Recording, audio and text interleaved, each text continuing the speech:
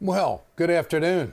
Ed Schultz, News and Commentary. Good to have you with us. What's our phone number? 202 909 909 1492. 1492. 202 909 1492. Gosh, a lot's going on. The president, within the last few minutes, has come out and talked about the accomplishments that he has had on this Asian trip, which, of course, covered 5 nations in 12 days. And I have to say that he talked a lot about trade, and he's got a lot of deals coming. He broke it down country by country, the investment from Japan, the investment and agreements coming from South Korea, and what he claims he has accomplished with China. And the elephant in the room, of course, has been North Korea. And the president is saying that everybody's on the same page, that he has got support with the way he wants to handle North Korea, but he just doesn't tell us what's going on. This on the heels of a very direct conversation in the Senate yesterday with bipartisan support, people questioning whether the president has the mental competency and the stability to declare military action, possibly a nuclear launch on North Korea. Now, that tells me that we're pretty close to something. There's people on Capitol Hill who feel like we're really close to something. So you may have some comments on that. They're going back and forth on the tax deal. I kind of feel like they might accomplish something here. The House is going to vote tomorrow, and the Senate is going to vote in the coming days. And then, of course, they've got to go. What do you got? Oh, I was just going to point out to you, I don't know if you saw it, I didn't get a chance to mention it to you. Ron Johnson, senator from Wisconsin, already out against it. Yeah, Ron Johnson, senator from Wisconsin, says he's not going to support the trade deal. But he can fall off the wagon, one other can fall off the wagon, and they can still get it done. What they're fighting over is the delay in the corporate tax, number one, and they're also fighting over the fact that the state and local taxes may or may not be deductible. So, and oh, by the way, I'm not a foreign agent, okay? I'm a news anchor in Washington on RT America. The company has registered. This isn't coming from the State Department. It's not coming from the administration. It's coming from the pressure of some Democratic senators who are still pissed off that Trump is president and allegedly Russia helped Trump, and so RT gets the blowback on it. That's my quick read on it. Nothing's going to change. 202 909 1492. That's our phone number. 202 909 1492. Dial now and you're in. Ed, you know, during the Trump speech today, he kind of gave a lay of the land of what happened on his Asia trip, point by point. And, you know, he kind of brushed over, I mean, he mentioned it just for a second, but his meeting with Vladimir Putin. There was very little, almost no mention of Russia. And I think a lot of that has to do with the fact that the president doesn't want to draw any criticism that he may be trying to influence any investigation, number one, leave the impression that he's being worked over by Putin or anybody's taken advantage of the president. And so there was no formal meeting between the two. They had brush-bys and acquaintances and introductory type stuff 3 different times, but there was no substantial conversation to speak of. Caller, you're on Facebook Live with Ed Schultz. Thanks for calling. Hello. Ed, about this whole Trump-Russia thing, the whole scandal, honestly, from CNN, I think, has gone too far. I think there is reason to be worried about Russian interference in the election, but I think it's now kind of becoming laughable, as every one of their, quote, breaking news stories is something to do with Trump and Russia. And at this point, I think it's just really becoming more of a witch hunt than a fact-finding mission or whatever. Yeah. I think it's now become just another way to prevent the president from doing his job, which really is not honest and, frankly, kind of disgraceful, because whether you like him or not, he is the president. Well, I'll go back to what I've said in this time period in the past on Facebook, and you can go back and look at them. Let's let the investigations work through. Let's let the investigations, Mueller, the House, the Senate, Judiciary, the Senate Intel, House Intel, let them all do their thing and let it all play out. And I think at the end of the day, you may have some discrepancy in findings because of the political motivation. I also think that this is, in a sense, strangling our government, where they can't get things done without the accusation of political motivation. And it's a pretty toxic political time that we're living in right now, and it's hard to find statesmen anywhere. Look, I think we have to follow the law, and the law is the law, and let's see where it takes us. We even though there's been indictments of Manafort and Gates, that doesn't mean there's going to be more. It could be the tip of the iceberg. So we're spectators right now. I do think that the president was still very effective if all of these deals he talked about come to fruition. John Nichols is going to join us tonight on the news to talk about trade. If all of these deals come true, then it was a hell of a trip. And if he can get everybody on the same page about North Korea, it's a hell of a trip. I mean, he spent a lot of time today talking about fair and reciprocal trade. Those are the people that elected this president. Those laborers in Pennsylvania, Ohio, Michigan, and Wisconsin. He had them in mind when he did this trip, if you want to believe what the president has to say. But I know a lot of people don't want to believe what the president has to say. Let's just see how it all bears out, okay? Good to have you with us. Let's go back to the callers. 202-909-1492. You're on Facebook Live with Ed Schultz. Hello. Go ahead. Go ahead. You're on. I am? Yes, sir. Go right ahead. You're talking to Ed. Go ahead. Oh, my goodness. Hi, Ed. How are you? Good. This is a little bit off topic. I just wanted to bring up how I just cut it. I wasn't really listening too much before, but have you been following the Roy Moore reports, the sexual misconduct reports that have been going back for such a long time? How can you not follow it? The Alabama Republican Party has called an emergency meeting within the last 15 minutes of us doing this, saying yes. The Alabama Republican Party is realizing this is a crisis, and they have called for an emergency meeting to decide what to do about Roy Moore. They may come out and ask him to step aside, as Mitch McConnell has, and also have Speaker of the House, Paul Ryan. The president has not spoken to this issue of sexual harassment and the situation with Roy Moore, but the White House is sending messages out through its surrogates that they supported Luther Strange. So that may be the only thing we get. Now, keep in mind, there's allegations against the President of the United States, and it may put him in a legal jeopardy to come out and talk about allegations on Roy Moore when he and himself is in that kind of quicksand legally. So we'll see. So what do you think about what's going on with Moore? What should the Republicans do? I just want to say, well, first of all, I am a registered Republican. I hate to break it to you, but I saw on ABC News that Speaker Ryan, he just goes onto Capitol Hill and says that these allegations are credible, and it just makes me wonder, are people just believing that they think it's credible just because the Speaker of the House said so? Now, I'm not denying that all of these women have stories, but I just tell people, I just can't help but thinking, like, if your house was breaking into, you don't wait 30 years to report it. You do it right away. And then I talked to I'm 25 years old. I talked to several of my female peers who say there's just a scope of embarrassment with reporting it to the authorities. I just don't get it. That and on college campuses, I was speaking to my most recent RA. He told me that he has reported these claims of women who have been assaulted in the college and dormitories to the resident directors, and they don't listen because they don't want a PR nightmare. I just understand that. I really just do think that it is a smear campaign. It's no different than 2008 when Senator John McCain was being attacked by the former lobbyists. I really just don't think it's that different. Okay, sexual harassment is something that's very real in our society, and it's being addressed in a very serious manner that's going to have ramifications in society. I think this is a sea change. I think it's a benchmark time in American history in dealing with this issue. It goes all the way to Capitol Hill, and it's the good old boys club for many, many years, and maybe we're going to see a change. I believe we are. Now, let me just say this to what you're saying.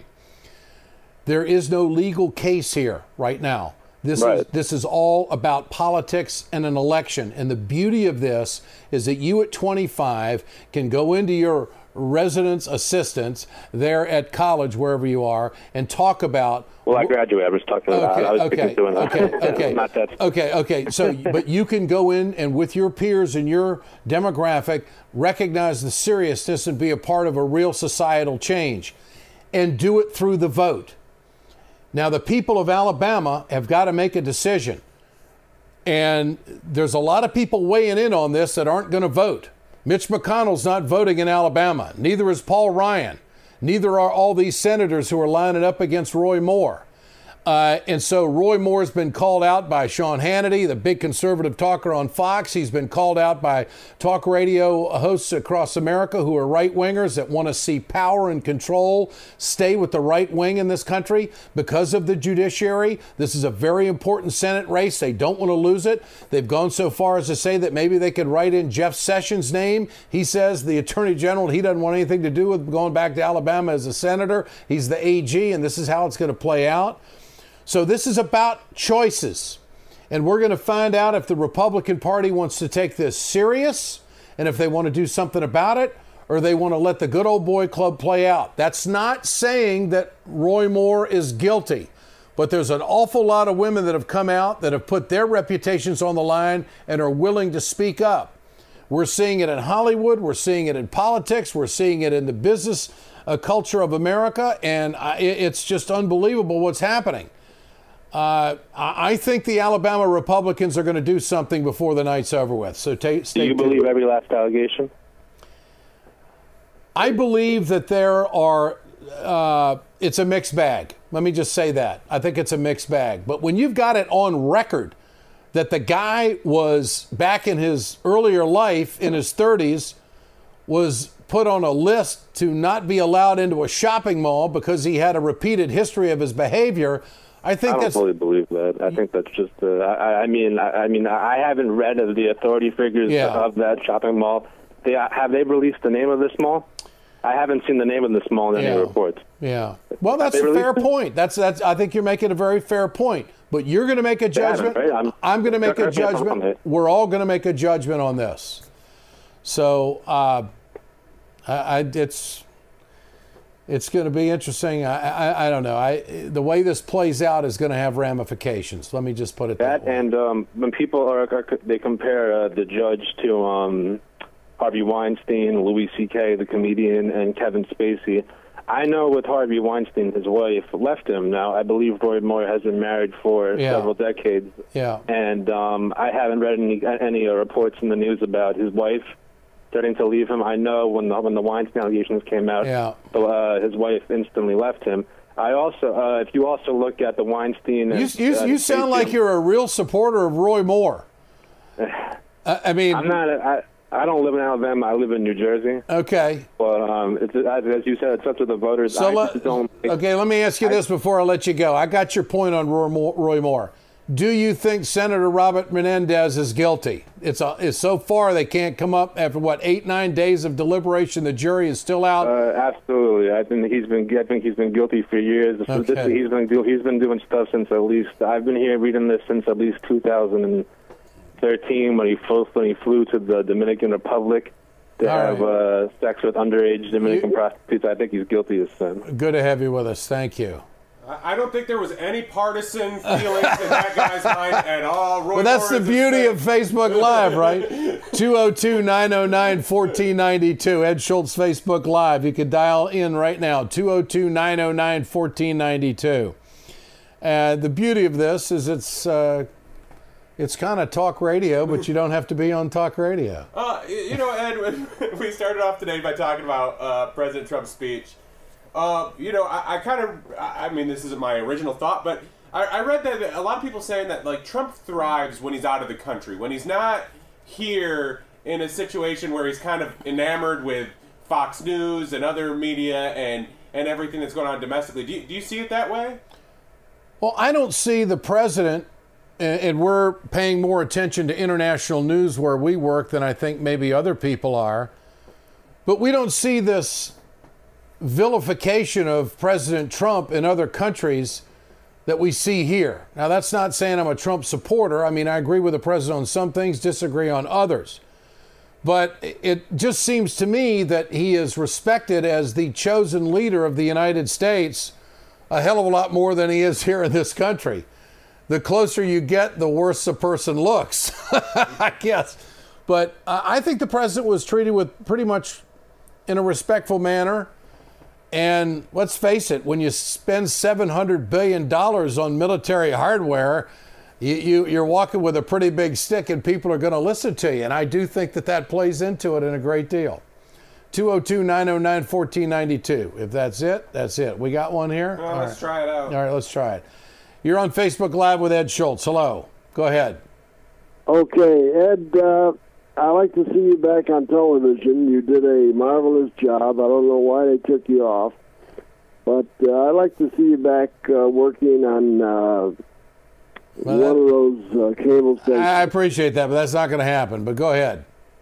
All right. Well, just keep up the work you're doing. And like I say, I'll listen to you on the radio. Thank you very much. Go. God bless you. Thank you. God bless you, too. There's a guy that's on Facebook Live saying, getting a Facebook message.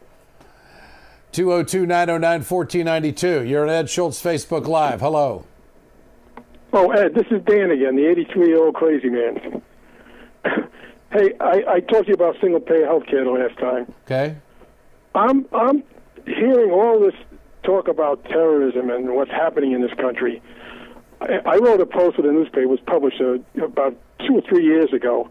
I started off by saying terrorism is a guy with a wife and 2 or 3 kids and no job. We got to blame our politicians for everything that's going on in this country. They make the laws and we follow them, and the laws are not right. Okay. How do you feel about that? Well, what laws are you talking about in dealing with what? All terrorism. You know, when there's a psychological factor to terrorism. If you're like I say, a man without a job and a wife and 3 or 4 kids to support, you go bananas. There's no jobs out there.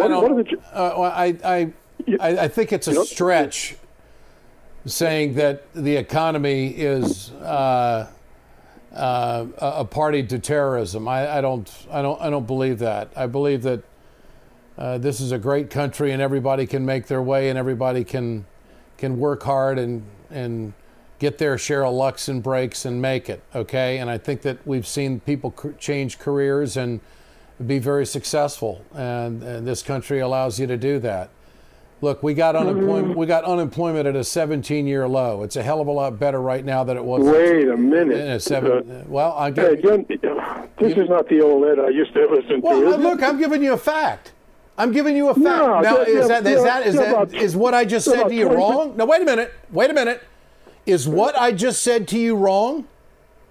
17%? No, I said that unemployment is registered as a 17-year low right now. Okay. What rate do you think it is? Okay. 7%? Well, 4%? It depends upon what multiple you want to use or how you want to go. The Bureau of Labor Statistics, and people challenge it, has it at under 4%. Now, okay, look, I'm not going to fight with you over facts, okay? If you've got an opinion of the laws in America, that's fine. Good to hear from you, Danny. 202-909-1492. You're on Ed Schultz Facebook Live. Hello, you're on with us. Go ahead. Hi, Ed. This is Greg calling from Copenhagen. I'm one of your really true fans. We've been speaking a couple of times on Messenger. I don't know if you remember me. I do. Yeah, this gentleman is from Copenhagen, and he's sent me a few messages, and I've returned a few times. Thank you. Good to have you with us. I'm very, very honored to have you for you to talk with you today. And I just want to I don't want to take so much of your time. First of all, I want to tell you how fantastic you are and how honest you are, and I'm very proud to see you and to listen to you. And I think you're amazing. My question or a comment to you, and I wanted to ask you on your comment: why isn't the American mainstream media commenting on the alarm that we're having? Everybody in Europe is talking about a potential conflict with Russia, being the United States and Russia. Why isn't anybody talking about it in the United States? Nobody's talking about it. Nobody. And I'm very concerned about this because we are on a very high level, and it seems like the American media is just putting it underneath the rug, and nobody's talking about it. What are your comments about that? I don't think the two countries are headed for any kind of confrontation because the two leaders of the countries seem to get along. There seems to be, and I noticed this, a better body language between Trump and Putin than there ever was with any other president that Putin has dealt with. But he's not calling the shots. But he's not calling the shots. Who's not calling the shots? I mean, I believe that there are other people calling the shots behind the scenes. Well, okay, I don't follow you. You got to be more direct than that. You want me to be more direct? I want to say that I believe that there are other people, meaning maybe the CIA, other people higher in a higher position, even though we know that the president is the president. The CIA can't launch the nukes. Okay, only Trump can do that, and only Putin can do that, and I don't think that they're going to do that. Okay, and I think that what the world has to understand that there are two superpowers here that we're talking about: the United States and Russia. Yes. The countries do not have border issues. The two countries do not have immigration issues. The two countries do not have territorial issues. We have more in common with Russia than probably any other superpower. I agree. And this whole hysteria about the two countries not getting along has been ginned up since the last election. This wasn't ginned up during the Obama years. I mean, if things are so bad with Russia, why didn't we hear more about it during the Obama years? It's only since Trump has been elected president. And so you don't have to be a Trump fan or a Trump hater to understand that, okay? I know that. And so I think cooler heads are going to prevail, and I think these investigations are going to bear out exactly what happened. And I think that the American people will be able to render judgment for what it was. It's interesting that the Department of Homeland Security just came out and says Kaspersky had nothing to do with any kind of meddling. Do you see that, Brent? The way that came out? Yes. I mean, that's not really being reported in America. You had Facebook executives, Google executives, and Twitter executives go to Capitol Hill within the last 2 weeks and testify saying that RT had a minimal footprint in the last election, and that RT had a minimal footprint in the last election in terms of right. But that's not being reported either. And the fact is, all of this hatred is towards Russia is being ginned up by the Democrats. Gene Shaheen, Amy Klobuchar, Al Franken. They've all got future political aspirations, and they don't know their ass from third base. And I want to point out that under this FARA restriction that's been put out, nothing's going to change for us in the way we do our job. Okay. The other thing is that none of us have been given an opportunity or been called on to testify in front of any Senate or House hearing about what RT is all about. They've just drawn these broad brush opinions of what we do and how we do it, and the mainstream media has bought it hook, line, and sinker, and they're feeding a bunch of shit to the American people. I've been in this business for 40 years, and I don't put things on the air that aren't true, okay? And I source everything we do. And so I feel disappointed in our process, but I believe that our system is going to be able to weed through all of this. We've had tougher times in the world, in the country in the past, and we've been able to weed through a lot of things. And I think that we're going to be able to do this. I'm very, as the president was optimistic on his trip, I'd like to hear that optimism, and I think that we're gonna be fine. And let the investigations bear out. Let the investigations bear out, and let Comey do his job, or let what's his name? Not Comey. He's a fired FBI director. Let Mueller do his job. The former FBI director, Robert Mueller, do his job, and we'll see where it all comes out. Good to hear from you. Thanks. That's it for me. Facebook Live.